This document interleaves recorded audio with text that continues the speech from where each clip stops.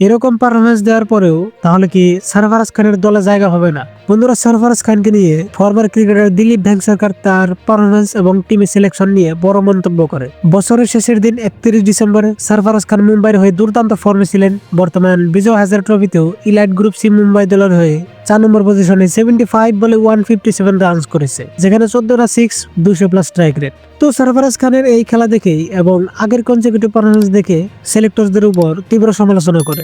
তিনি বলেন, এটা আমার কাছে খুবই বিভ্রান্তিকর লাগে যে এত ধারাবাহিক পারফরমেন্স দেওয়ার পরেও সরফরাজ খানকে ভারতের কোনো ফরম্যাটে নেওয়া হচ্ছে না, এমনকি সুযোগ পেলে ভারতের হয়েও সে ভালো খেলেছে। তিনি আরো যোগ করেন, আমি ধর্মশালায় মার্চ 2024 ইংল্যান্ডের বিরুদ্ধে সরফরাজ খান ও দেবদূত পাডিগেলকে একসাথে ব্যাট করতে দেখেছি। সেটা ছিল গুরুত্বপূর্ণ একটা সেশন।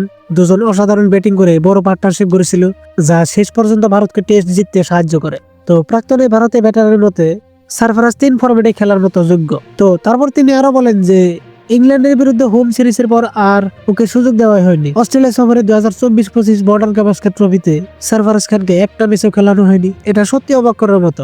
ওর 3 ফরম্যাটে খেলার মতো ট্যালেন্ট আছে। এমন ট্যালেন্টেড একজন ব্যাটারকে টোটালি ইগনোর করা হচ্ছে, অবহেলা করা হচ্ছে। এটা সত্যিই লজ্জার। বাকি এতে আপনাদের কি মন্তব্য কমেন্ট করে বলতে পারেন।